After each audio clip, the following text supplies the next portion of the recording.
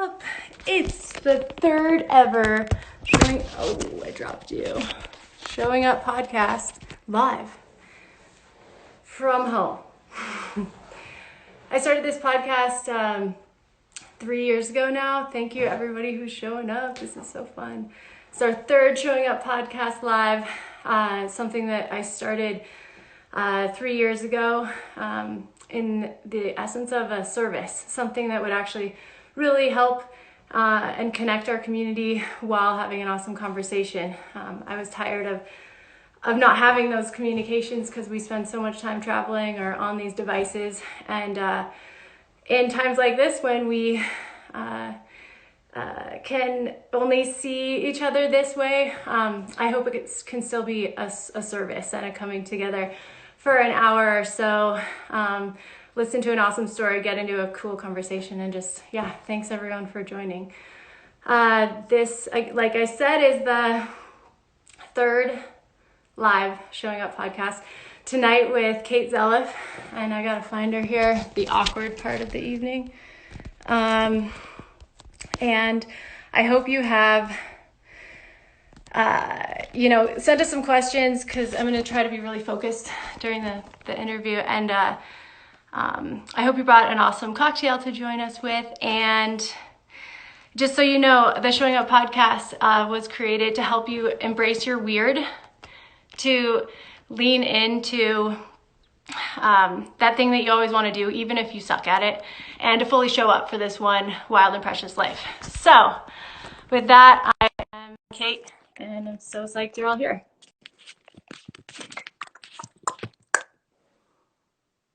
Waiting for Caite. Connecting.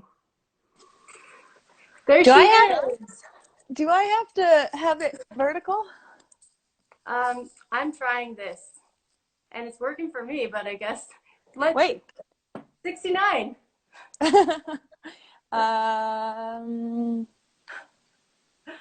Hey.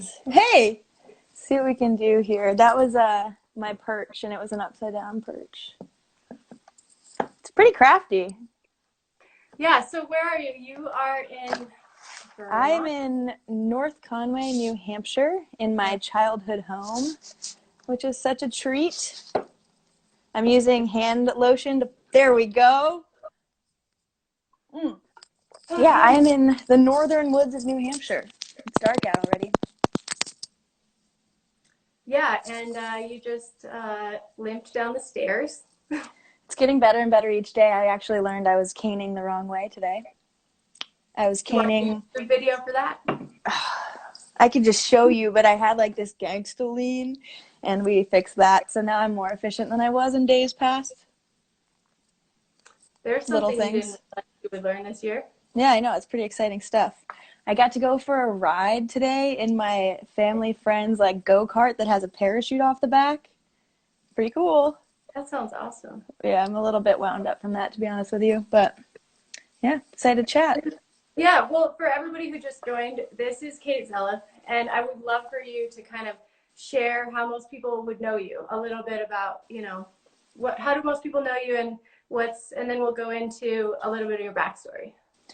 I am definitely known for my title of Queen of Corbets for the last 2 years up until this most recent competition. That was kind of my coming into it moment, and I think I was referred to as Queen more than Caite in the past couple of years, so it's weird to grab the Caite title back. But that's kind of where I started my skiing career, and then I was lucky enough to film with Warren Miller last year, so I was in their most recent film called Timeless, and then maybe if you follow Jackson Hole Instagram, I tend to pop up there every once in a while. Right, and so that sort of like catapulted you. So it was like you won this competition, and then you were instantly like catapulted into Warren Miller, and then this year had your first season of skiing for TGR. Yeah, it was pretty quick, I think. Yeah, it's like here, so boom. Boom.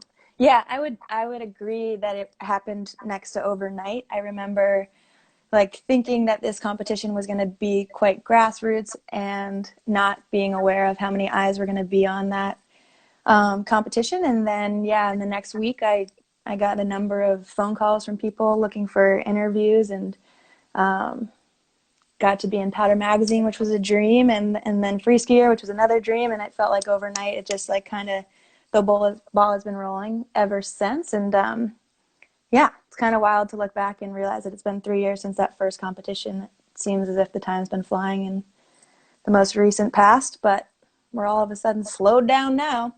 Yeah. Well, okay. So that's like the last 3 years. But what about before that? Like, what got you to that place? You were originally a ski racer. Was there like a moment or something that you saw that kind of where you started thinking about this side?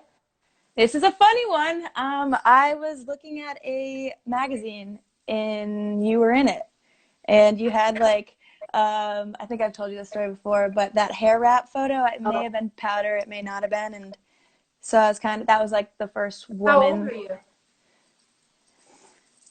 Probably fifth grade, sixth grade, because I was ski racing and I really love ski racing, and I started around that age. And so You racing in sixth grade? mhm, I was a late bloomer.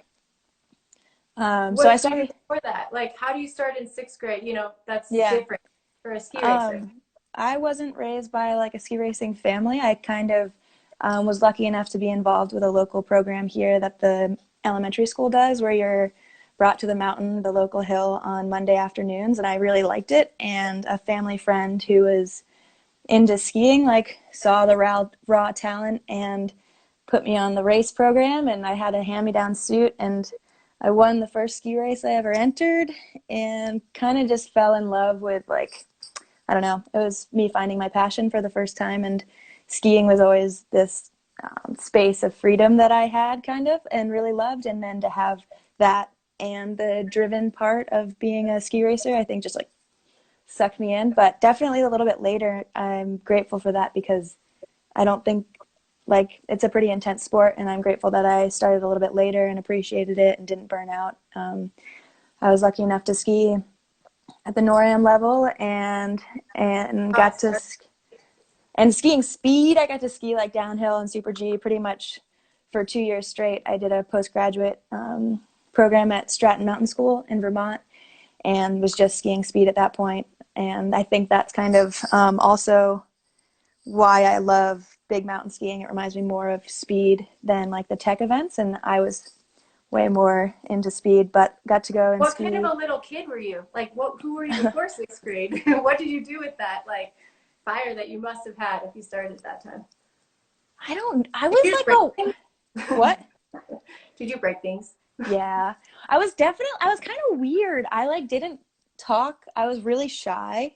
And I was always really good, like really loved sports and loved PE or whatever, but I don't know if I like blocked it out, but I don't really remember being a child. Like I remember your like staple events. I remember playing outside and like loved to climb trees and that type of thing. But yeah, I don't know. Yeah, There I was think a kind of, lot of us probably don't really remember too much earlier than like fifth grade, third grade. yeah, and that's Yeah, when yeah, that things makes started sense. to Okay, fine.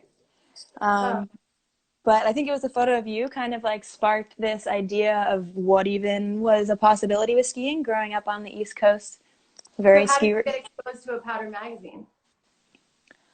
I think I kind of, I don't know, maybe in my stocking around Christmas, because I was like obsessed with skiing, and my mom probably saw it. She always put magazines in my stocking, and probably saw a magazine that had skiing on it and put it in my stocking. And that was not a world that I had ever known growing up here. Like if Yeah. I was growing up on the West Coast, maybe I would be more aware of it, but we don't really have powder days, and ski racing was all I knew. Well, that and ski jumping and that type of cross country skiing. So I started like watching ski movies here and there, and I don't know, kind of was just this thing that I always figured I would do at some point, was move out west. And I was very driven and focused on the ski racing thing. I like tried out for the Well, US I ski I team, just and want to pause there just to like communicate how important it is to show young girls like at impressionable ages like imagery of women doing something different than we're exposed to all the time in movies, which is where most people are getting media. Yeah. So yeah, definitely. I think if we that's could just like an get you on the interesting cover one. of Time something, then Oh, okay. That'd be cool. Yeah, then, yeah. I think we might have an impact here. Well, and it is so crazy because you like see this thing and not even know what that is, but like be attracted to it. And I think that's Maybe. like, it just, yeah, it has like an impression on you for whatever reason. And it's funny that I can remember that exact moment and it happens to involve you and now we're talking about it. But It was the hair wrap. it was, it was. And then I put it in my hair and I was like, I don't know how you kept it so neat. Mine was like a dreadlock. It was kind of Oh, gross. it was a full dreadlock. Yeah. It's a very painful thing when it yeah, it's over. um, but I would say that would be the first time that I really saw and had that image planted in my head. But I had still another 10 years or more of really focused ski racing. And my dream always was to be a professional skier, but it was to be a professional on the US ski team. It wasn't a big mountain skier. I didn't even know that was a thing. Junior year of high school, I tried out for the US ski team. And this is actually a funny story. We were up in Mammoth and I was on Super G skis and we had like this task of skiing big Super G turns through a mogul field. And I had never like skied something like that on Super G skis that were like, it was steep and mogully, and normally like we're in a very controlled environment. When you're in a speed course, it's like everything's B-netted and your runs, or at least in the East Coast, it's like super kind of serious. And I didn't think much of it. And long story short, just straight lined this bowl completely out of control, like caught this weird side hill and just like flipped on my back and fell and like seized my back. And I remember winning like the majority of like time trials and skiing super fast and then not making the US ski team and them saying that I wasn't like responsible enough and that you can like, I don't know, it was just that straight line. They're like, you can take what they say? You can take the girl out of the East, but you can't take the East out of a girl. And I think from that point on, I was always like, all right, show them. So maybe that's where the inspiration came from. But I've always really loved to go fast, and getting air was something that you could only do in downhill and Super G here and there in my world. So I think, yeah, there is a mix of things that drew me out west to skiing bigger mountains and, yeah, all types of stuff, So media. so we've known your story from like 3 years back. When did you make it out west? Did you go to school first? Like, what was your trajectory through the ski racing to I get tried to to go there? to school. I went to the University of New Hampshire, and I was lucky Oh enough wait, to. first you went to boarding school. We have to talk I about this. did. I'm a boarding school kid. I went to Proctor Academy, and it's probably the best decision I ever made. I was really lucky and got some scholarship help and some financial aid, and was lucky enough to get sent off when I was in ninth grade. And I think that I we had a really amazing training program and ski team and coaches, and so we would travel all over the world as a young kid in high school, and we had some good times. I definitely learned a lot of lessons about just being independent and like taking care of yourself and making your bed and time management. And I'm really grateful for all those skills. I think I had to live with the headmaster my senior year because I got into trouble, and I think he really instilled the hammer that I take on into the real world with me. And then, yeah, I went to Stratton for a Wait. You year. gotta explain that. What does that mean? Which part? The living with the headmaster? Yeah, and the hammer that you take on with you in the real world. I think he just really expected. I think I was fooling around a little bit and I was getting into some trouble. And I think he saw this fire in me and this like raw talent, and maybe that I could be great at something and that I wasn't really taking it too seriously. And I had an opportunity. I would either get sent home from the boarding school and kicked out, or I could live with him and his family and be under his roof and his supervision. And he kept an eye on me, and we became incredibly close. I would share dinner with his family. I became part of the Enriquez clan, which was really cool. And yeah, I think he just kind of was like, you have some choices to make. You can put your head down and you can have these amazing opportunities, or you can mess around and look back and wonder if. And so I think that really was kind of a eye-opening one, and you never want to look back and wonder what if. So grateful for those guys. Wow. I asked that because, like, what an amazing gift he gave you, right? Oh yeah. Basically, like, there's just so many coaches and teachers out there that like go above and beyond, and those stories don't necessarily get heard enough. So, wow, Yeah. how cool would it be to be able to do that? I was able to talk to my advisor too from Proctor Academy today. Your advisor's like your mom away from home. If you like need any help, they're kind of your go-to person. And we talked for an hour and a half, and it was so cool just to, I don't know, it felt like we had been in the same room for the last 3 years, the way we caught up so quickly. And it's really cool to have adults in your life. And I mean, teachers are incredible. I think sometimes when we're high school punks, we don't appreciate them. And then you turn around and... What got you in there to the boarding school? So you didn't get in like a typical way. I was skiing really fast at the time, and the ski program was looking for a couple new people, I guess. So basically they had they were competitive with Holderness, or if you've heard of Burke Mountain Academy, yes, CVA. Right. So okay. the school was in a place where they were a boarding school, but they wanted to kind of pump up their ski team. And so they recruited some fast kids in my year, and kind of we were like this test unit sort of to see if the school and the program would work. And so there's like 10 of us kind of that were just racing at a super high level and traveling around, and such a gift like 13 or 14 to be raised in like the North Woods of New Hampshire by a single mom, and then get shipped off to boarding school where they like send you to France and South America. And everyone around you is getting a forerunner for their 16th birthday. Oh yeah. Like trying to hide it that you're like not, and like we're not coming to visit because they're both working 3 jobs. Sorry, I'm putting No, I mean, you're totally right. I think it was so eye-opening to me, and like on the other end of the spectrum, like I think when you grow up, I always had everything I needed, but I didn't grow up with a ton of money, and you kind of fantasize about having money and what that would look like. And then I was right there, like watching families that had a ton of money, and I realized that I wouldn't change my life with any of them. Thought, right? Or it was, yeah. And like, I'd much rather have love. Not that it has to be that way, but I think sometimes it's just perspective, and you realize that money doesn't create happiness. Yeah, totally.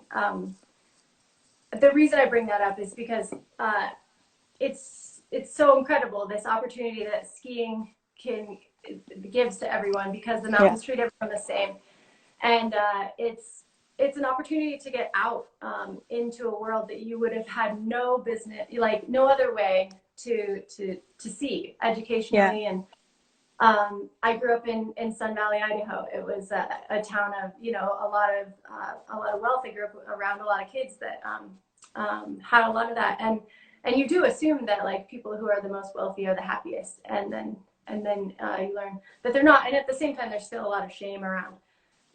That's such an interesting like value point on so many. And the grass is always greener too, and that's just like yeah. But I guess the point that I'm trying to get at is what an amazing tool is skiing to allow you these experiences of life that you would have never had any other way. Yeah, I would say most of my travel, if not all of my travel, has been because of skiing, and that's something that I've always known. And I think that's among other drivers, one of the things that's kept me really motivated is that it does afford me so many opportunities that otherwise may not have been there, and that's pretty special.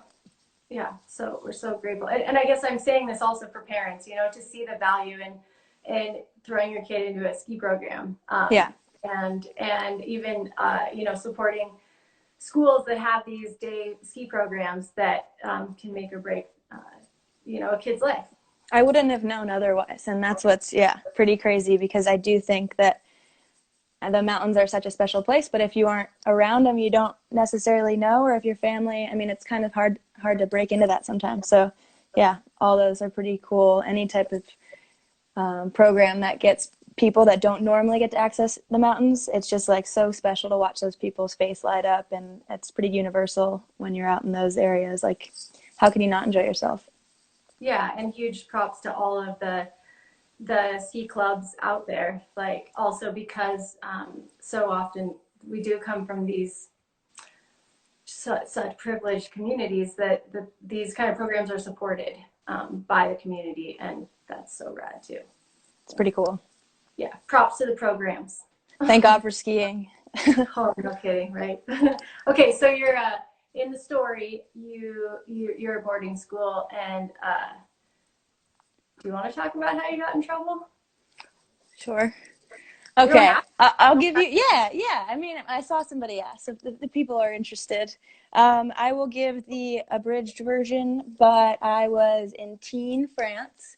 It was fall time, and that's a glacier, so a lot of fall training programs, and the drinking age is 16, and I was 16, and then the drinking age in the US is 21, and I wasn't 21, and so I got pretty excited, rallied the crew, and decided it'd be a good idea to sneak out and go see what the streets of Teen had to offer.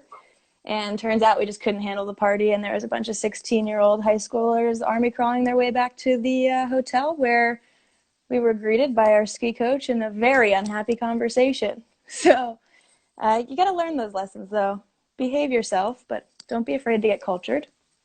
And figure out where your boundaries are. Yeah, exactly. You got to figure it out for yourself. This can probably come later, but I think sometimes I have to learn those lessons myself, even as an adult, to really learn them. I can be told a million times, but it's one of those things I feel like you all got to figure it out in high school. Or learn them at least 2 to 7 times.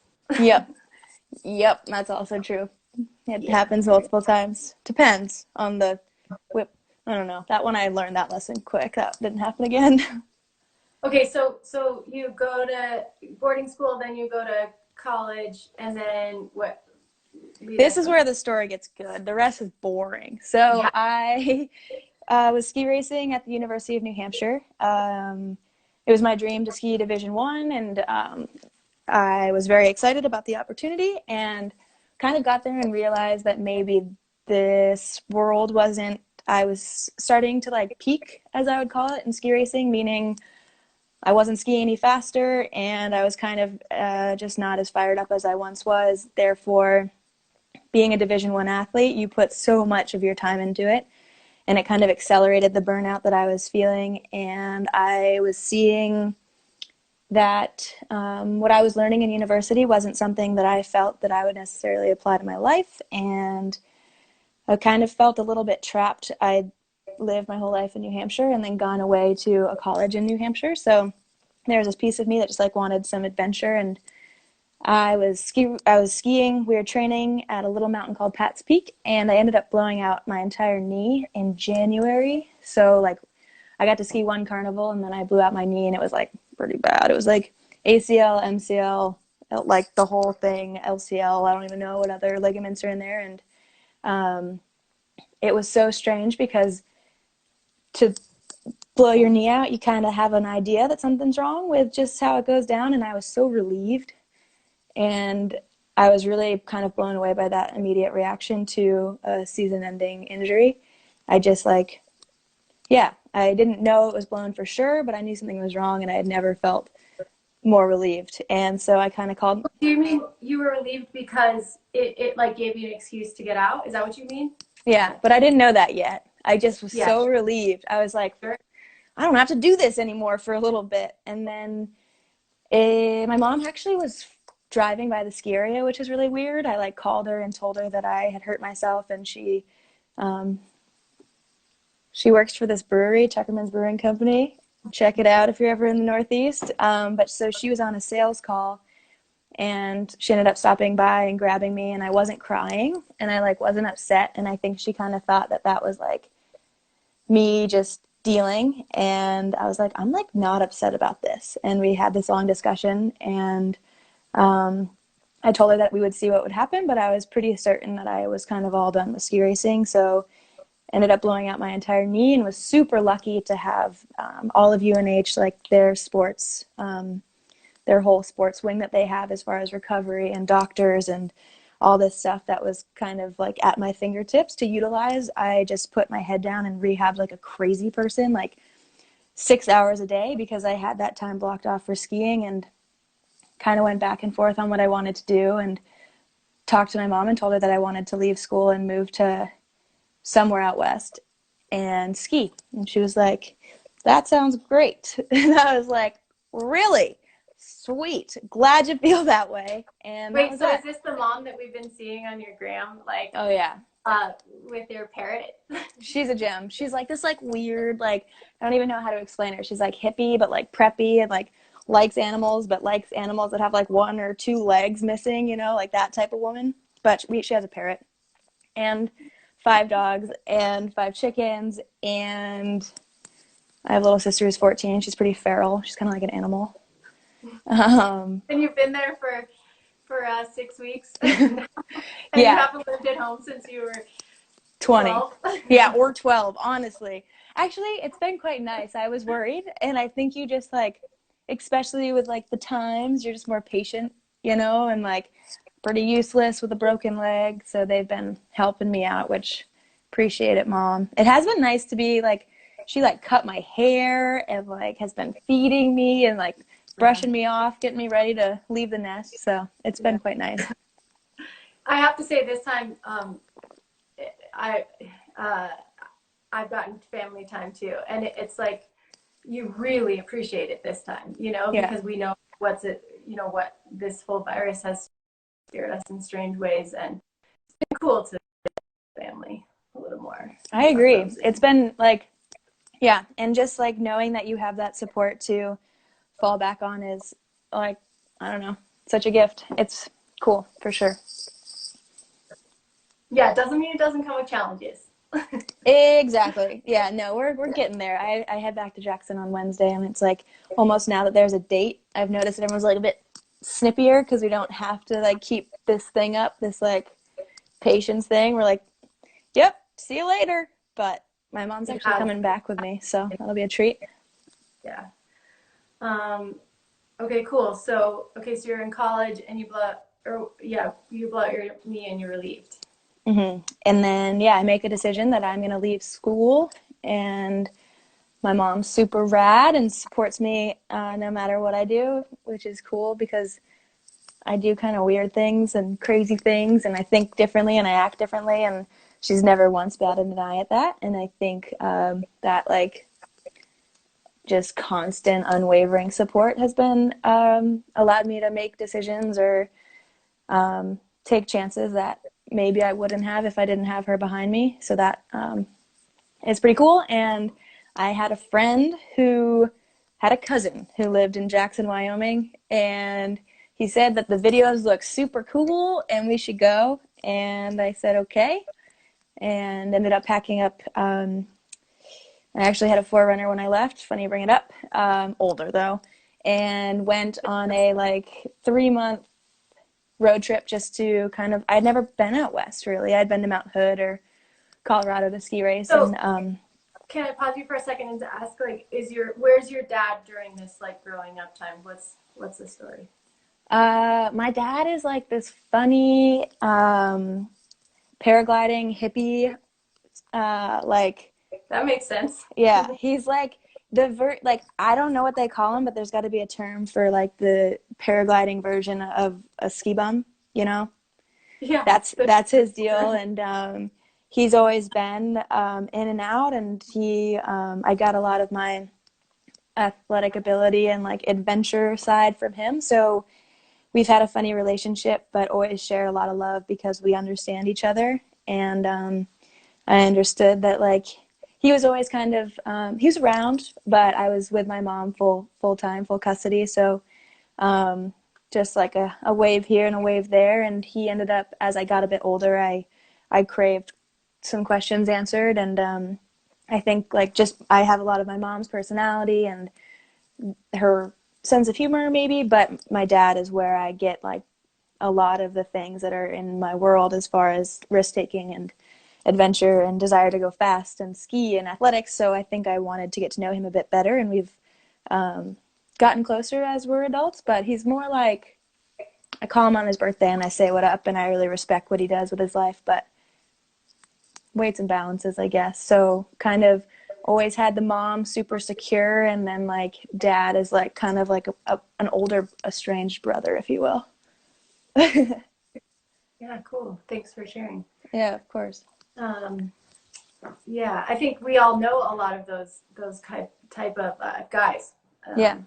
Like really just so much talent, and also maybe just not like staying in one place isn't their thing, or staying in one, yeah, any sort of limitation. And I think happiness was is like really important and how I was raised. And I think certain people need certain things in their life. And if he was in my life and not allowing himself to do the things that he needed, as far as like if he was trying to fit himself into this like dad realm of like support and be there, and he probably wouldn't have been that great of a dad. So I think there's like, He'd probably have to get a 9 to 5, and maybe that's not his yeah, thing. Yeah, and yeah. maybe we would have had a shitty relationship, but instead he's like, we both know where we stand and I respect him, and he's got cool paragliding friends that bring me paragliding, and yeah, I don't know. I think relationships are really interesting, and I wouldn't change ours for the world, and that's kind of cool, honestly. Was it always that way, or were you mad at him or ever? Or I think there was a lot of confusion. I think you have expectations of parents, parental figures, or adults even to be kind of having all their stuff together. And so as a child, I'm sure I was like very confused or wondering if I had done something in like that natural child way. So like I would be lying if I said that I always felt um, that he made the right decision. But as I got older and learned more about being an adult and what it took to raise a child and the type of environment that was created for me by my mother, and understanding that the absence sucked, but the decision that was made was right, I think has just allowed me over the years to accept it. And I mean, yeah, I think those things run deeper than you realize, but where I'm at right now, I'm pretty good with it all. And I think everything that happened creates who you are today. So I like to think that those things that weren't so awesome when I was a kid have shaped the adult that I am. And I do believe that if I ever have kids, I will handle it a certain way. And you don't know how to do it. You know, there's no book that teaches you how to be a parent or a human or a dad. And we're all just figuring it out, really. well, and that was a warriorship for you, you know, Yeah. that built you in a strength in a way that can only be like built in the fire, you know? Yeah. So And it's it's just like makes everything easier too, you know, like I now, feel yeah, now, like yeah, you my can see the child, gift in it now. for sure. And you like realize that a lot of these daily life things that are kind of mundane or petty don't affect you the same way because you're like, nope, that doesn't And suck as that's much as half. this does. Yeah. So, yeah, Yeah. I mean, everyone's got a story, and that's what's so cool about getting older is you realize that like everyone's been through things, and it's just a matter of how you've handled those things moving forward that really matters. Yeah, cool, cool. Okay, so you're at college. You just I'm at graduated, college. then you train real hard, and then after that, Moved to Jackson, was like 20 years old, and the only person I knew, this is kind of cool, was Jeff Ledger and Jeff Ledger's wife. solid.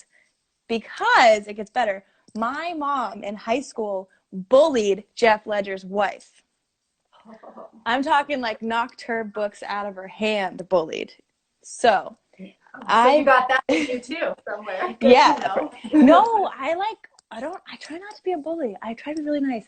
I was a bully one time in first grade, and it still haunts me. What'd you do? What did you do? I can't even tell you. I tripped somebody. It was awful, and I just felt so terrible. But And you learned your lesson. I learned my lesson. Yeah. I've tripped a couple people in my life. I like tripping, Oh, so watch there's out for more.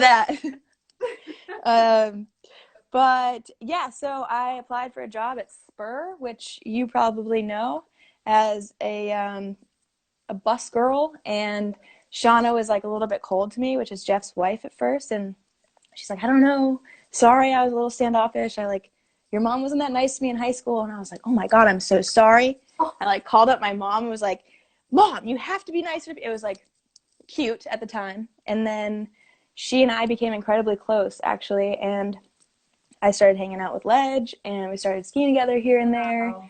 That's and important. and it was like very organic, and I was so intimidated to ski So with wait, Jeff. like for everyone who might not know, let's talk about Jeff Ledger. Let's talk about Jeff. Wow. wow, pretty much every you were just held every incredible Jackson Hole photo for like 20 years of somebody like majestically jumping off a massive cliff is there's a good chance it's Jeff Ledger. And this year, um, Dr. Huckenstuff, look him up, yeah. And this year, man, he. Do you want to talk? Do you want to talk now? Back me up. Okay. So we were deep into the story of the transition from post blow your knee out. Was that the first? That was the first time to getting out to Jackson and starting over. Was there like a vision you had of you know, that was motivating you? Of like what it Yeah. means to be a, I mean, a pro. To be You actually wanted to be a pro skier, and I did. so what was the picture like? What motivated you to get up at 5 and like the Rocky uh, training sequence?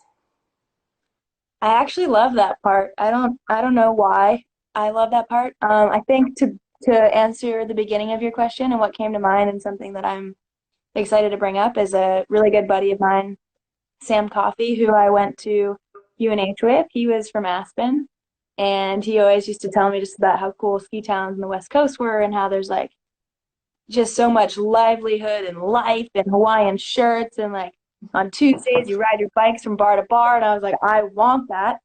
And then I totally actually I was kind of moving to Jackson to it wasn't about I needed a break from the intensity of athletics. I was just going I don't know what I was going to do. I think I wanted to be in a ski movie, but I didn't know what that meant, and I was scared. Like 20, like I wasn't scared, but I was just in a whole new world. The first year was mostly about figuring out how to put food on the table and pay rent. And then And so I you ended were up working at a restaurant, and then were you ski instructing that year too, or just the restaurant? just the restaurant my first year. I think I was like after my first year, I was after like that ski bum experience. I think I wanted like to ski all day and to work at night and do that world. And then I realized that And you were getting taken around by Jeff Ledger to all of the epic zones in Jackson. Wow. it may not have even been that year. Actually, that year, do you want to know what happened? I was wearing a bright yellow rain jacket, and to those who know Jackson Hole Mountain Resort, there's this bowl right below a chairlift called uh, Sublet that you can see the whole bowl while you're on the chairlift. And I had demoed skis from the friend that I moved out to Jackson with, and the din wasn't up high enough. And I took one turn and then was in this like rain jacket and just on my stomach, belly slid, penguin slide all the way down, was so mortified, like didn't wear that jacket again. I wasn't cool. What? Which bowl? Whatever is under sublet, I'm like the worst. That is. Oh, what's it called? Help us, people. Oh God. We will remember it as we keep talking. It's not. I was a ski instructor for 3 years and I don't know any I of the can names. see it. Saratoga? No. No, it was close there though. It sounds something similar. I can't. I'm Diet? No, I don't know. Anyways, Doesn't matter. Laramie, that's my girl or my boy. Thanks, Bo. Appreciate you. Do you know out of bounds? This is what I found when I came to Jackson.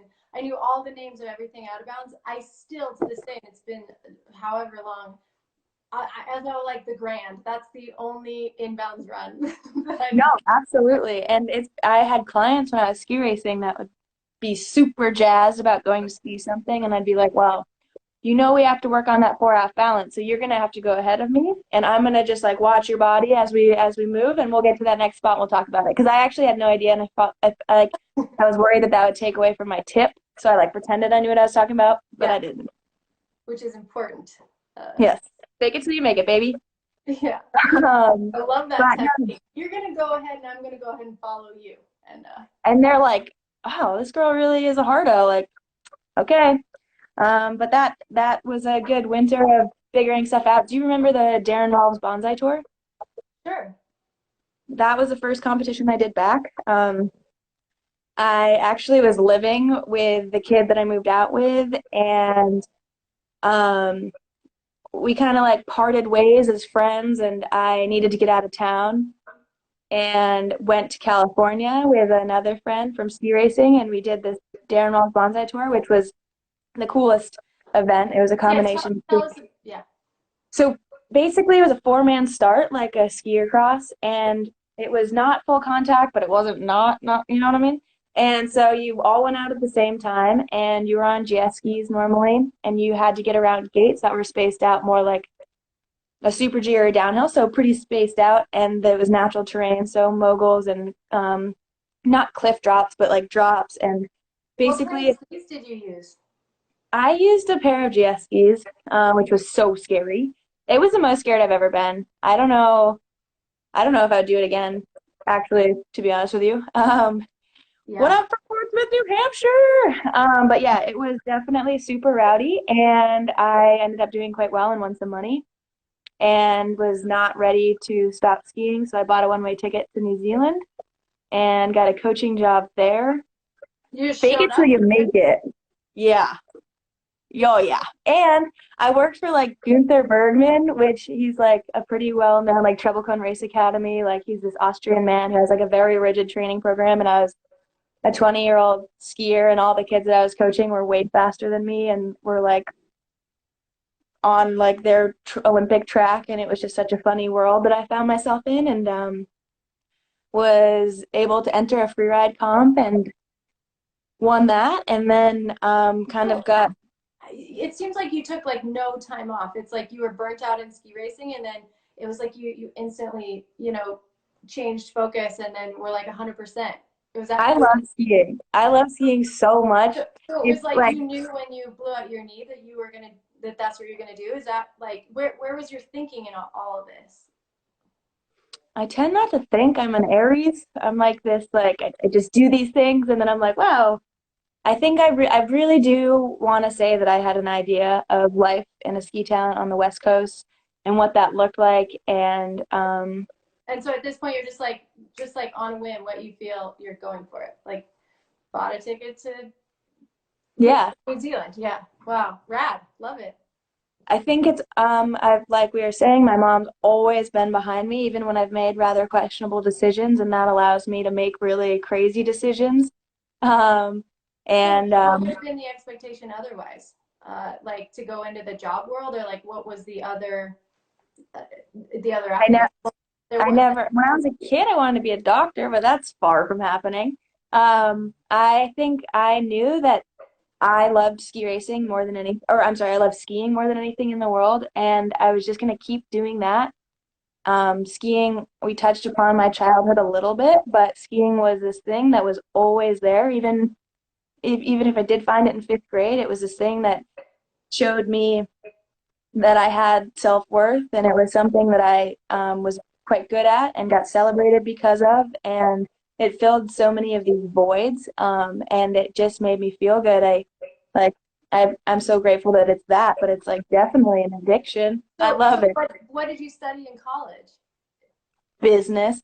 I wanted to get into nonprofit in the nonprofit world, and that's still like I hope to use skiing as a vehicle to like down the road do some like I don't see myself being you can't be a professional skier when you're 60. So there are some ideas floating around, nothing that I'm certain about, but I just noticed in those times that there wasn't like anything that made me feel quite as good as skiing did, and So it was I've always always you always knew you were just going to keep skiing after college. That was just okay.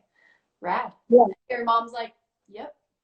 Yeah, and I'm like, it's funny because I guess when you ask me that, it seems strange, but it was never weird at the time, and I've It doesn't always kind of, just that there's like this sort of expectation in our culture, and I think a lot of people do feel it from family, or that you're this is the way, like go to oh, college. of course, and I'm really grateful that I didn't. Both my parents didn't go to college, so there wasn't a huge pressure from them. I do remember making. This is funny. I know this is a fun fact, and not many people know about me. My grandfather was a Republican congressman of New Hampshire for um, 4 years, I think. And I was really scared to tell him that I was leaving school.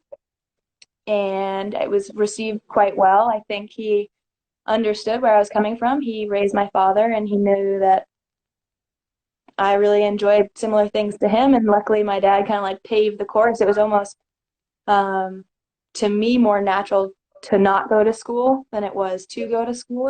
I wanted to be the first one in my family, direct family, to graduate, but I realized that maybe my genes weren't really made to do that. So There's why? still time. You don't have to go Yeah. right after college. You can still be the first in your family to graduate, and you will. And you will. I don't know. My little sister's coming on me strong right now. She's Oh, putting that pressure on. No, yeah. I want her to go to school. It's super important. I think I just wasn't yeah, I just knew that skiing for some reason, like as cheesy as it sounds, was like going to be in my life, and there was no better place to do it than Jackson. Awesome. Okay, so you're now in your like you did the ski bump thing. I know you also had a really long relationship. Like, where was that in all this? That's a good story. I met my ex-boyfriend's name is Nick, and I met him on the 3-month road trip out to Jackson. This story is great. So I met him at a Dave Matthews concert, and I was a 20-year-old. Like, he was from California, was like a surfer boy, and I was headed down the coast of California. And he gave me like this totally mapped out way to explore Route 1 of California and all these like all of his favorite surf spots and all of like the cool taco stands I should stop at. And I was like, Wait, how did this you is meet him as this Vermont skier girl? I keep saying I Vermont. I'm sorry. it's okay. Vermont's cool too. Um, through a ski racer who I knew at Bates was dating one of his friends, and we were all at the show together, and we kind of just like fell madly in love and like didn't leave each other's side for 24 hours and like didn't sleep, and it was like pretty fairy tale-esque. And then And had you had boyfriends before, or like was boarding school all girls? And no, boarding school wasn't all girls. I had two. I've always been like kind of a relationship gal, if you will. I like dated a kid for 2 years. a serial monogamist? That's me. I've been single for a minute though, and let me tell you, it's good to get to know yourself. But I just was going on this road trip, went down the coast of California and was heading back north, and he said that he bought me tickets for this concert, Old Crow Medicine Show in Bend, Oregon, and this is the date and that I should go. And I said, great, sounds great. So this is when it gets good. I went to the show, had a blast, continued to hang out with Nick. Then we went to a strip club one night, and I proceeded to drink too many sodas and bought a one-way ticket to Hawaii with two of his best friends. That left on Thursday, and it was a Tuesday. And I woke up the next morning and was like, hey, just checked my email, and it looks like I have a confirmation number. I'm headed to Hawaii on Thursday. And Nick was like, yep, told you not to do it, and went to Hawaii. I got a tattoo. I met a bunch of cool people. I had a blast. And then Wait, can I see that again? it's actually my mom's handwriting, and this is a funny story too. Oh God. So I was in this tattoo parlor. Do you have advice for anybody else with this type of thinking? Or do you regret it, or is it awesome right now as opposed to I love it because I'd wanted a tattoo for a long time, and I was kind of on this soul searching mission of like so many different elements. And I was at the tattoo parlor, wrote to my mom and asked her if there was one word to describe me, what would it be? And she said alive. And I asked her to write it down on a piece of paper, and she was in the bathtub and was super irritated. She's like, why do you need this now? And I was like, because I need it now. And I didn't tell her why. have you had any sodas at this time? A little bit. And we got the tattoo artist. I was like kind of wavering, and I was like, I don't know, man. This is my first tattoo. Do you think this is a good idea? He's like, you know what I have to say? Huck it, chuck it, throw the football. And I was like, what does that mean? And so I got a tattoo, and then I took a photo of it and sent it to my mom, and she's like, Jesus, Kate, if I had known it was going on your body forever, I would have done a better job. So I think that's why I like it so much. I love that story. That's pretty cool. And then like I do have her on me all the time, like she means the world to me, and it's kind of like story. I just like to do things. That's always been my thing, like whether it's getting in trouble or like experiencing. I have to like do it. So that's kind of that story. And I think that yeah. probably translates. I'm excited to how this is coming out, and it's really painting a picture of the skier that you are. It's pretty, yeah, it makes sense. I don't think anyone's ever shocked when I do things that really knows me, and that's like, yeah, I think that's fun. But I met Nick, and then he was spending his winters in Costa Rica as a surf instructor. Dreamy, I know.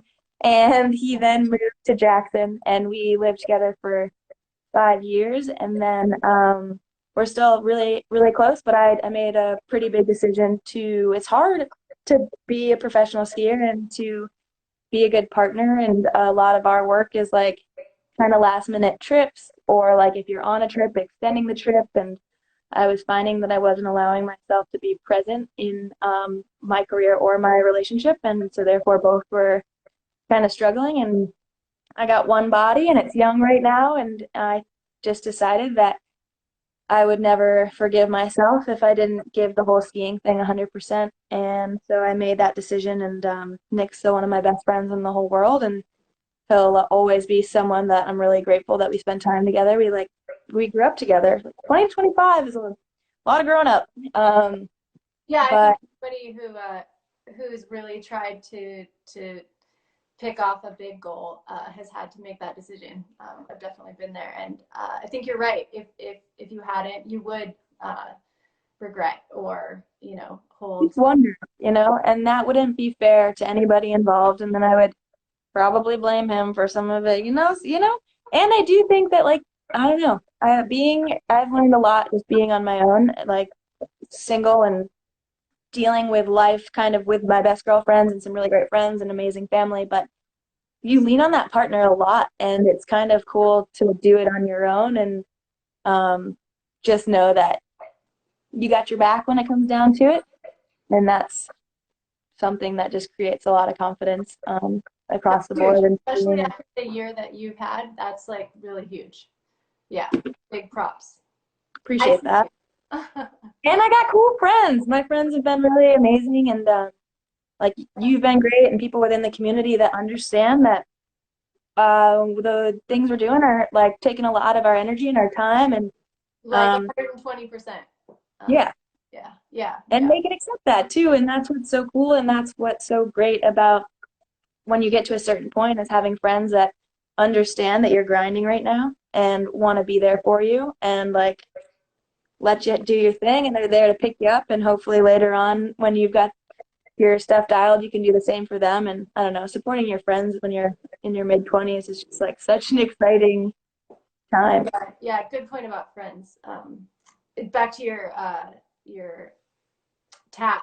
I got a tattoo for one of my best friends, and it's pretty cool to know that you left your mark on your person. For sure. And I think tattoos are like this crazy taboo thing, and it's like has to be such a spiritual thing. Or people wonder if I was like it's in a place that people see it, and I love it now, but it took me into like growing into loving it in the story. And I don't know. Tattoos are a funny thing. I just have one because they're kind of scary. Yeah. Well, anyways, not to take away from the relationship thing. I think it's important to bring it up because especially what you have in the last 3 years, what you jumped into, it takes everything. And if you didn't give it all that, I doubt you'd be able to have performed like you have. So yeah. Thanks to all the supporters and the ones that it didn't work because timing, and you're only going to be in that space once. So yeah, that's what's cool about getting older too, is you, I think, realize that maybe it doesn't have to be just one person, and like you can learn so much from someone, and it doesn't have to be like a negative thing because it ended. I don't know, everyone comes into our life for a reason. Eventually you always get to the appreciation phase of like what time showed you and exposed you to, and there's only sometimes it takes some time. Yeah, sometimes it takes time. Yeah. Okay, so you get to Jackson, and it sounds like when do you, so you're like, okay, I'm having my fun year, and then when did you like, okay, I gotta like really focus and then end the relationship? Like how did that all like transpire? It kind of was just happened. I remember getting a contact for someone at Flylow and getting a contact for someone at Blizzard and being like, hey, I'm an ex-ski racer, just moved to Jackson. I'm going to do some competitions. Don't know how this works, but I was sponsored by these brands when I ski raced, and here's my resume. And if you have any interest in sending me gear, I'd be pumped to like wear it. And it's So funny how how much of quick. that did you do? Like, were you on the computer all the time? Like, Oh yeah, yeah, could you share a little bit absolutely. about that? Because nobody sees that part. Yeah, I think it's like such an awkward stage when you're like don't have anything to show, but you know that you have some Just potential. like, give me a chance, give me a chance, give me a chance. I'm still here. My little sister might be calling my mom, so is it 630-7161? Wait, just show her. Can we see her? It just want to be seen. Six. Sorry, I didn't mean Raising to. a family, you know. 603 630. Oh, okay. There you go. You're welcome. But kind of being your own advocate is really hard, and I don't want to bring like female versus male thing into it, but I think as women, it's super Wait, turn it hard to. around. Bingo. Gracias. It's super hard to brag about yourself. It's something that is seen as cocky or strange, and it's really just it was like just practice like anything else. I would write these emails. I remember writing to a friend who had like gotten sponsored by a very small company and asking him how he did it. He told me that he made a ski resume. So I typed that up just thinking like, okay, here's what a normal resume is. I'm sure skiing is similar. And I was lucky enough to have a ski racing background, so I was kind of picked up by these companies. But to be honest with you, it's been a little bit like pulling teeth, and I've gotten to a good place with it. But you have to definitely be your own advocate. And like, I'm on my computer way more than people realize, and I think you have to be a lot more than just a good skier in our industry. It's not so cut and dry when you're ski racing. If you're fast, you're at the top, and to make it as a free ride athlete, you have to be talented, of course, but you also like have to be able to respond to emails and show up and be a professional. And that's, I think, what's helped me put myself apart is like I always send proper wrap ups to my sponsors and make sure like I go above and beyond. And What does yeah, that there's a look lot like of things that don't be when that you aren't. when you say wrap up or above and beyond? Like, give us some examples. So I'm And turning you up. I mean, if you don't mind. Sorry, this phone. Yeah, so I write at the end of the season what I was able to accomplish, and um, the past 2 seasons it's been very film oriented or photography. But when I was competing, I would do a highlight of the comps that I was in and how I placed, and I think that just went.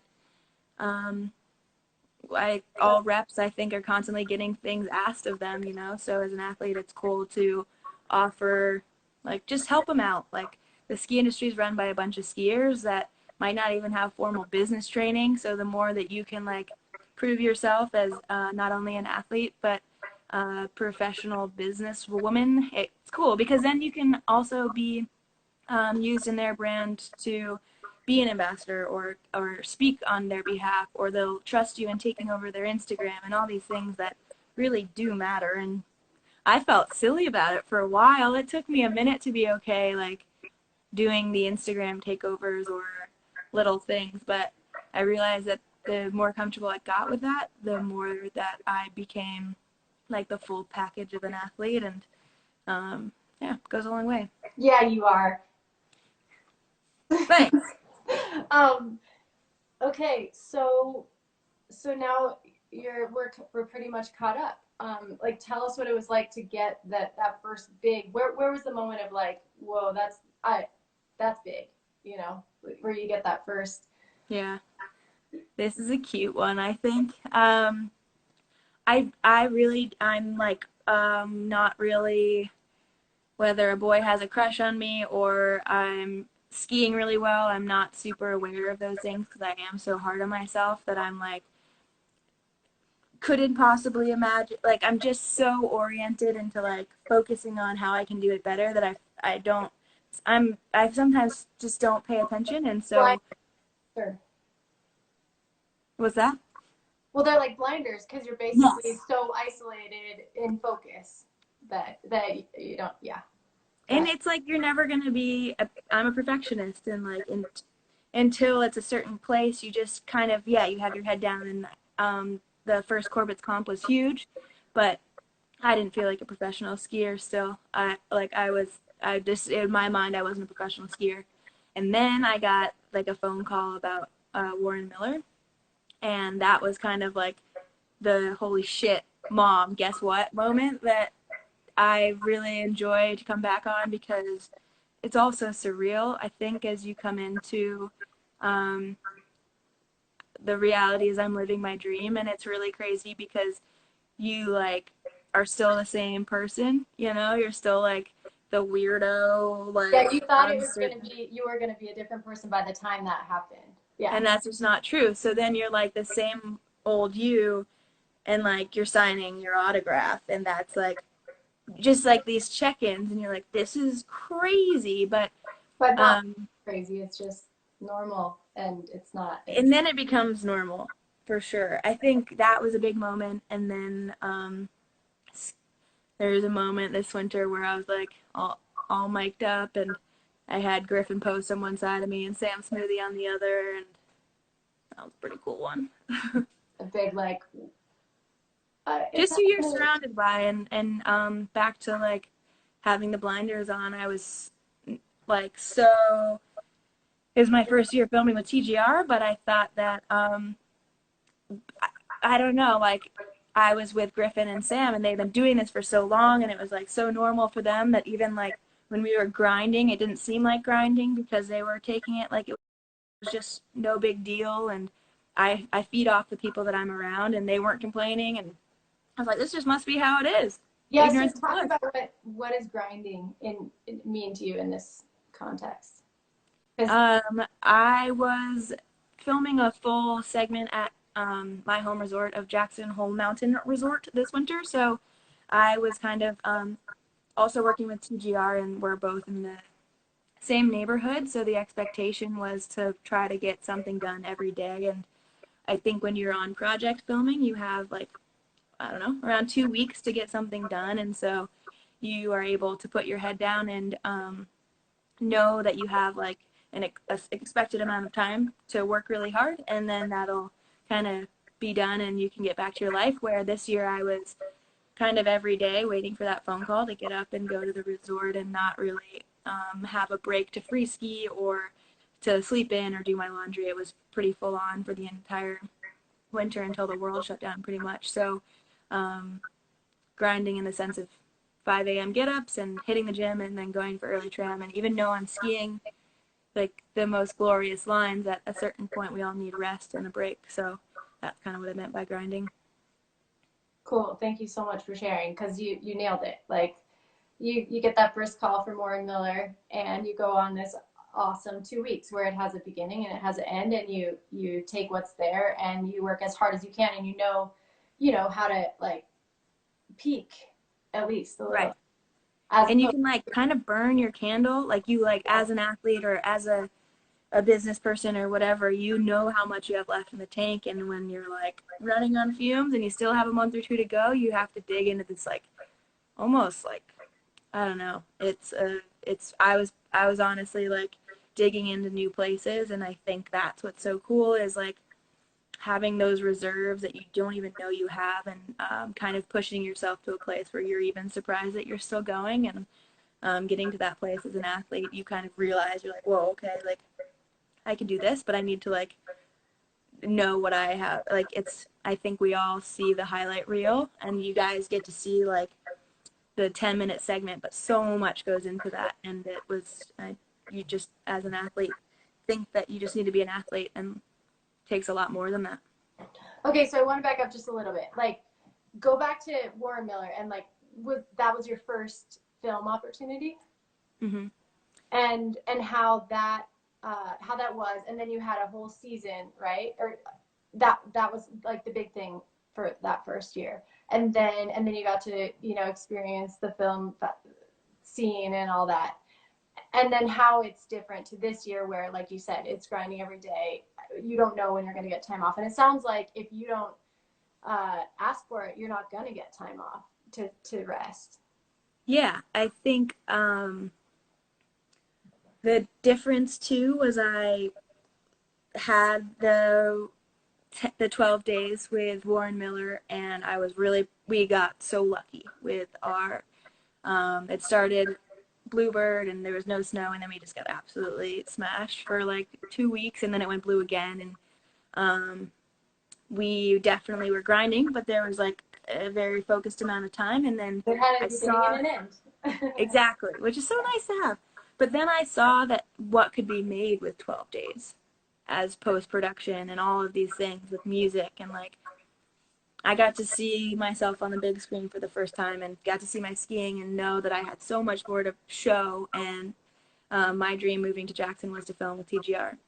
I couldn't say thank you enough to Warren Miller, but the reality is like this year when I got the call from TGR, that was the call that I've been working for realistically like 15 years, and so that was like. Do you want to share that one, like how that one came about? It was crazy because like it was so nonchalant. They're like, "Hey, can you come into the office?" And I was like, "Yeah, sure." And then they told me we'd be filming the next day. Wow. Again, it was like I called my mom and was like blown away. I remember like going to bed and writing in my journal and being like, "You are literally waking up to your lifelong childhood dream tomorrow," and waking up so nauseous. I was so nervous, and pulled it together and just wanted to prove myself. And it wasn't necessarily proving myself to the industry or proving myself to for women or anything. I just wanted to like show what I was capable of, and I think that kind of is part of me leaving a little bit of on the table as far as my ski racing career, and leaving university and wanting to show that I didn't give up. I just like transitioned, and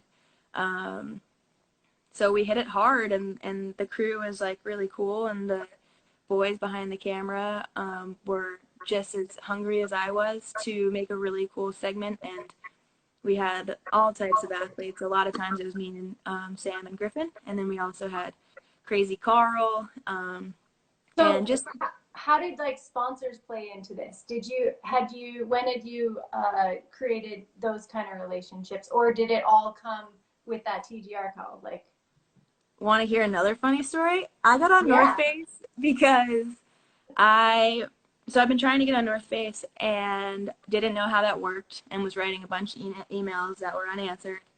And the TGR premiere, this was 2 years ago, I think. I figured out who the team manager was. I looked him up on Facebook. I figured out what his face looked like, and he was sitting next to, oh, this is a good one. I went up to Angel and I was like, I'm such a fangirl about Angel. It's ridiculous. I like still can't speak to her normally. I'm like, "Hey, which one's Scott Hibbert?" And she like pointed to the guy next to her brother, and so I went over and I was like, "You've been ignoring my emails. I'm Caite Zeliff." And he was like, "Okay." And I was like, "Yeah, man, like, I don't know. I think that I'm worthy, blah, blah, blah." And then I worked at Teton Thai at the time, and I like ordered a bunch of shots of tequila, and like me and Johnny and Scott took shots, and then he called me the next day and I was on the team. So that was pretty cool. I love it. I love it. That's such a good story. I have a good story too. And there's that moment when you got to show up for yourself, and you push the boundaries that no one ever told you, and it's like now or never. Yep. You like take a deep breath and you're like, you got this. Oh my God. I have a similar, so I found out this entire, I'm trying to figure out like how I can say it correctly. I've been ignored for a good year. I had won the Extreme Tour the year before, and no one cared. But I've been gifted one pair of Rossignol skis, and so I had been sending emails once a week for an entire year to this one guy, and found out a year later that the Rossignol crew was having their like annual summit in a bar in Sun Valley over Christmas break, where I was nannying girls, teaching girls how to ski. And I just showed up at this bar and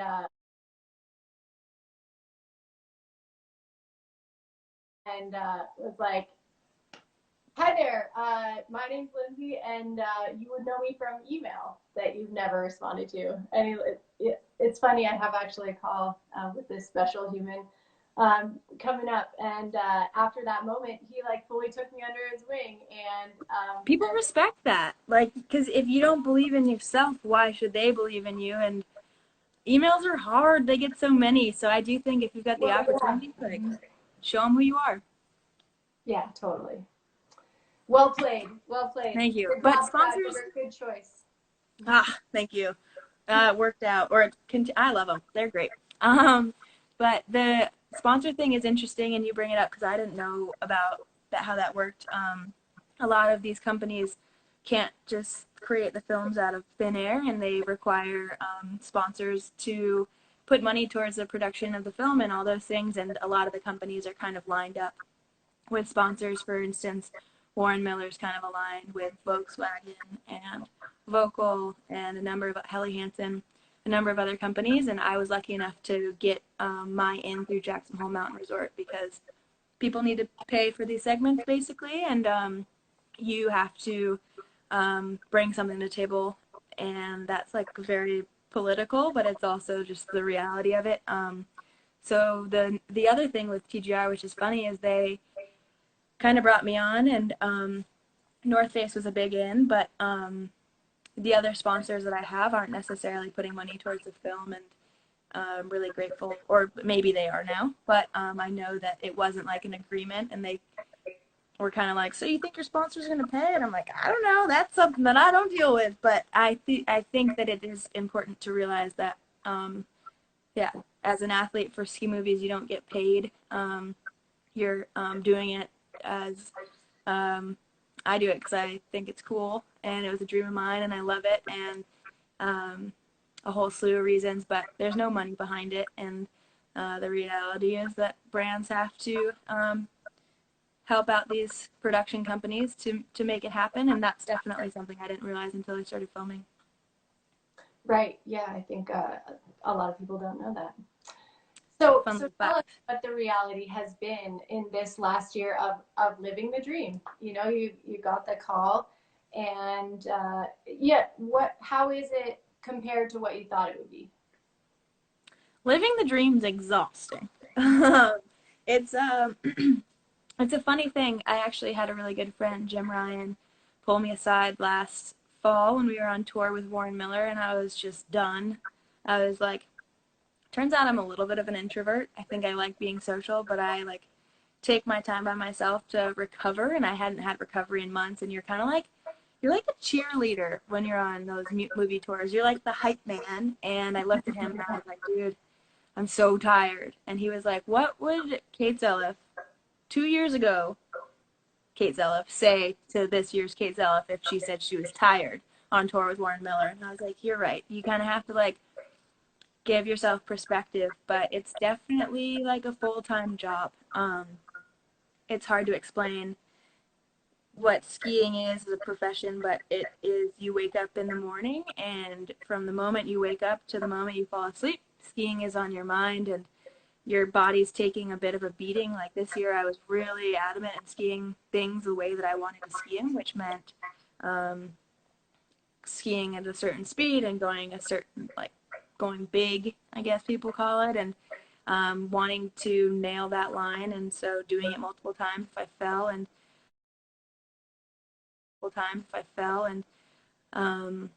I put on, like we talked about before, my blinders, and I don't think I realized how much I was in it until I got hurt in March. And the idea of living the dream is really interesting because you have this idea of what that is going to feel like. And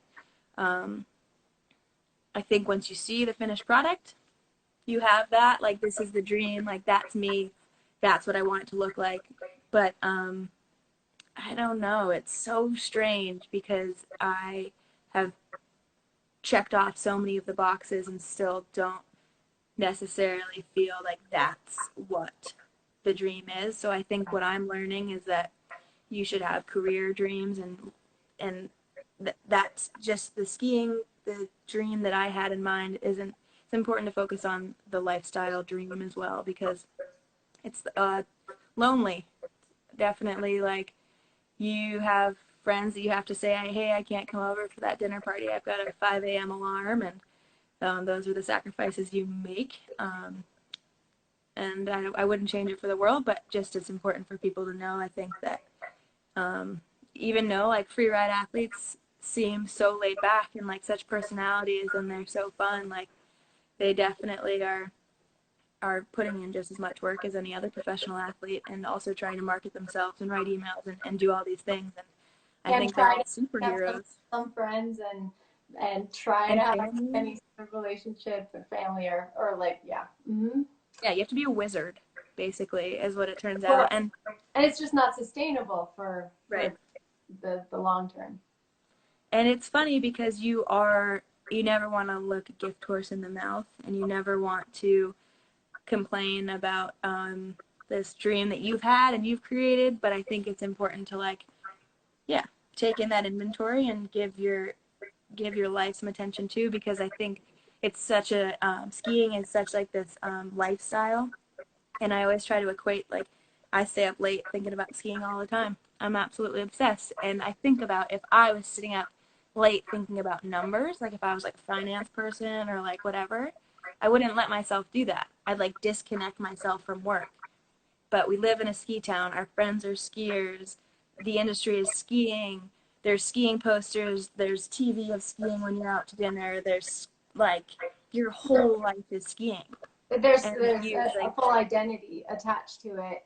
That was my next question, was like, you know, did it ever become weird that your performance was wrapped up in your value and or stuff like that? I learned that lesson when I got hurt in college. I think it was really hard for me. I had always identified as a ski racer, and then all of a sudden I was a freshman at college and was still like on the ski team, but wasn't that athlete, that I had always been. And the disconnect from identity, I think, set me up for success going forward, because I do know that I bring other things to the table than just my skiing. And so learning that at 20 was really important, because now I do have other things that I enjoy, or I love going to cities because no one knows like that I ski or care or even know what Corbett's is, and that's really freeing to me. And I lost that a little bit. I think even like having a relationship, Nick and I would go to like music festivals or travel and do things non-ski related,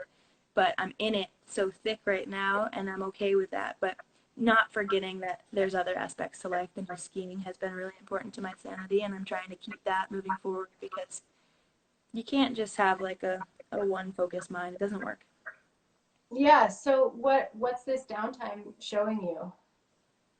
I've been allowing myself. I'm like a very productive person, in like an anal retentive way almost. I like love to-do lists and feel good knocking stuff out. And I think that's helped a lot in my success as an athlete, but I also think that sometimes I'm like needing a break and don't give it to myself, and this has been the perfect time. I'm injured, so I haven't been distracted by the natural world. I went down and hung out by the creek the other day and lost it for like 30 minutes, just like was in it. And so I haven't had the distraction of nature, the outdoors. I haven't had the distraction of training or skiing. And I have just been taking on my like mental world of like what I want and pressures and traumas and like what the future holds and what I truly want, opposed to like the dream that we were discussing, because I know what that looks like, but what else, like what do I want on a personal level? And so that's been cool. I think that's cool for everybody as a whole right now. Everybody is accelerated because we all have to be at home. I think it's such a beautiful distraction that we have to go out and play, or to call up a friend and go grab a coffee, or go to the movies. But it's kind of, I feel like, accelerating my process of whatever I'm in right now. Stuff. Looking at all that stuff, because I just can't get sidetracked. Yeah.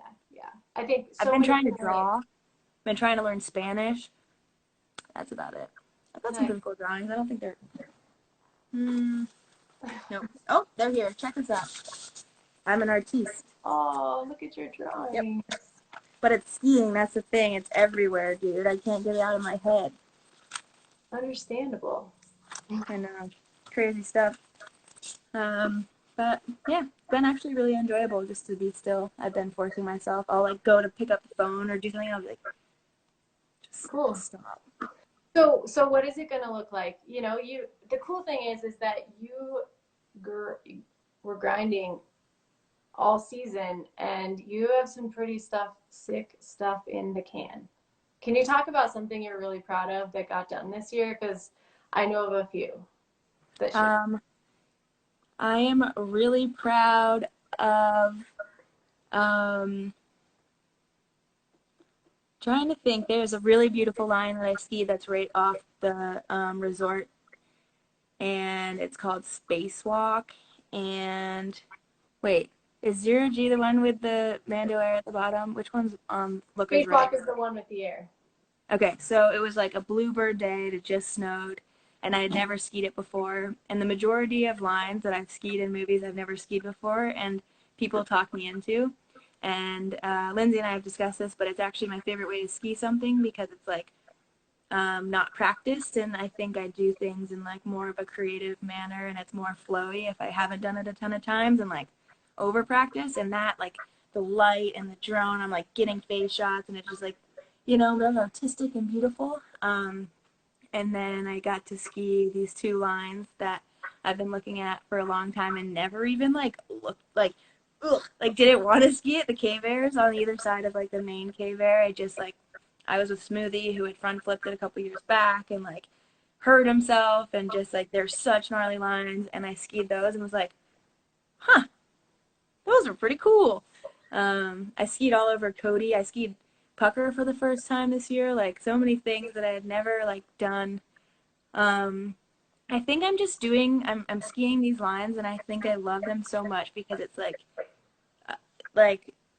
I'm skiing them the way I want to, and it's taken a lot of years to get that comfort on skis, to not just ski it, but to like ski it and be proud of the way that I skied it. And I'm like getting really into like the lighting and the way the snow flies and like the camera angles, and I really like the artistic side of making a movie. What has enabled you to ski it the way you want to ski it?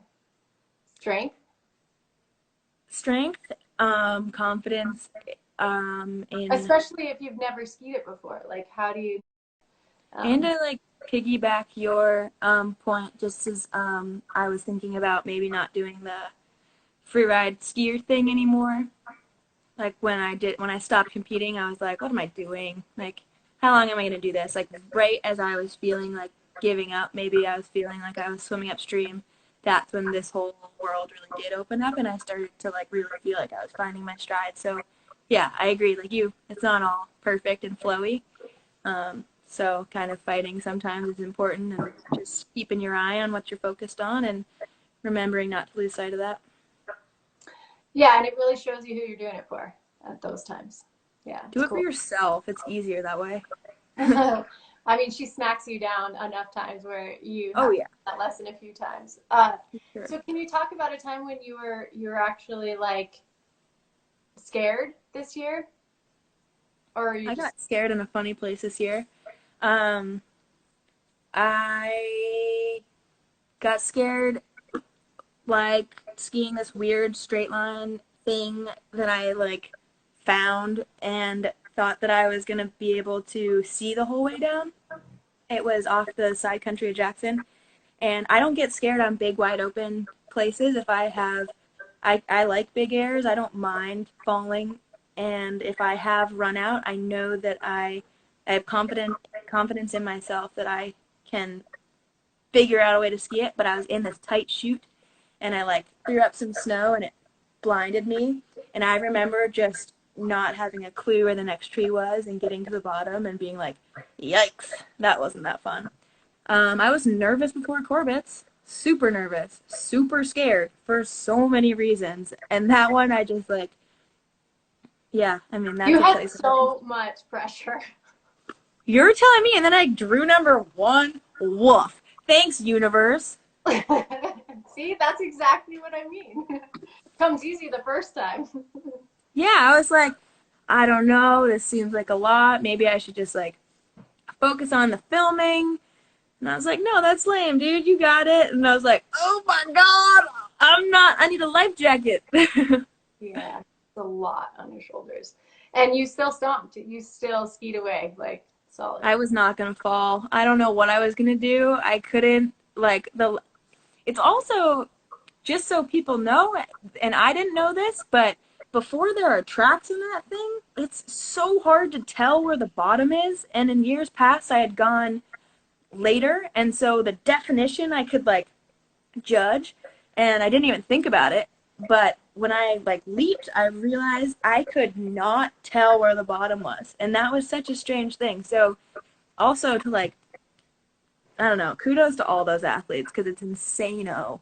But to not have any tracks was such a different experience. But I just remember being like, I am not gonna fall. I was not gonna open up that thing for Jess McMillan, who has so much pressure and the whole resort, and to be like this two-time queen. The last thing I was gonna do is blow up. So thank God that didn't happen.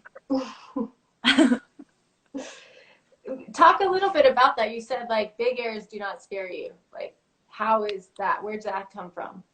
I have no idea. That one's scary though because it's a little bit blind. Um, and Well, I mean, there's aren't that all big airs blind? At like all the ones I've hit, are, all I could see that was one's like, like blind in a funny way because you come at such a strange entrance, and it's also I feel like a lot of airs you have like the spot, and I guess we do because they put in these run-ins when they make it. But the tricky thing with Corbett's is wanting to hit like this cool tranny, so you're not hitting only flat, but you don't want the training. cool tranny because you don't want to hit the rock, but you want to hit close to the rock. And I think my nerves come from wanting to get as close to that rock as possible because you really that's where the nice snow is. But you also, if you get too committed to that rock, you don't want to hit it. I mean, if we're being honest, it's the cameras and it's my friends at the bottom and it's all the people that are watching. That's what makes me most nervous. I hate skiing under chairlifts. I don't do well with that stuff. I don't know why. Well, Um, fully pull it off, and yeah, once again, like Fake I it till you make it. yeah, there's no faking, pulling that off. I think again, it just shows like the amount of training that you've done before to give you that support. Can you talk a little bit about the training and how much it's really taken? Yeah, I've made a cool transition in the past year that I'm really proud of too. But I trained in one way when I was ski racing, and it was very heavy weightlifting. And then I transitioned to big mountain skiing. I weighed 188 pounds in college. Yeah, I mean, if you can put muscle on as a female, you're lucky. Yeah, So, so I was and we skiing can, really turns like, out. and but then when you're like doing like big mountain stuff, it doesn't, it in the same ways it doesn't serve you to be that strong. Like the uphill is harder as a woman with a 5'4" frame. If you're going uphill, you also like want to have the energy going down, so you kind of have to like lean out a little bit. And I didn't know how to do that, so I like just got into trail running and biking, and actually got away from the gym. And then I met a trainer, Chris Butler, from a friend, and we started working back into like proper squats and things that I swore I would never do after leaving college. I'm like, I'm not going to a gym ever again. And that just gave me the confidence, and we worked on overall body strength and finding a way to basically make me bulletproof when I tomahawk. And I do like neck exercises with this band.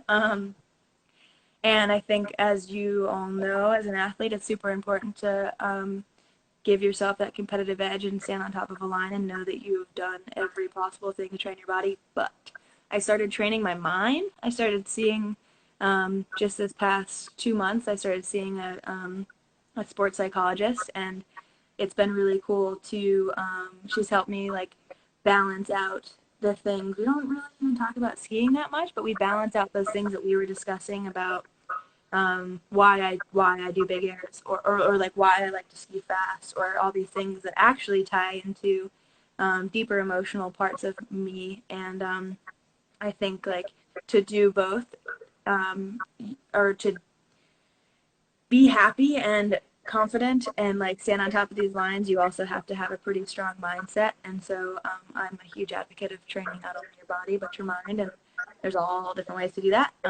But I think that's something that I've found has been important, and I'm excited to keep working on, because you can get strong, but you also need to like be able to handle your nerves and, when you're in scary situations. Totally. Gosh, we could go for so much more. The Graham is telling me that we are going to be getting cut off in a minute. You're getting shut off. I also, my poor mother. I hope my little sister went for a bike ride like 2 hours ago, and she was going to call my mom, and then I stole her phone. So hopefully she's alive and well. Well, I have so many more questions, and people have been asking questions. So maybe we'll just have to do a part 2. How about that? Perfect. Part 3. Solid. I like it.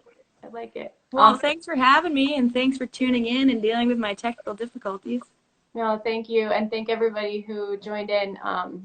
You can really feel it. You can feel everybody like, we're being social. We need this. Oh my God, talking to someone is so exciting. Even if I've been talking to my mom for weeks. Clearly. It's apparent. No, but it's good. Thanks for checking in, everybody. Yeah, we will figure out what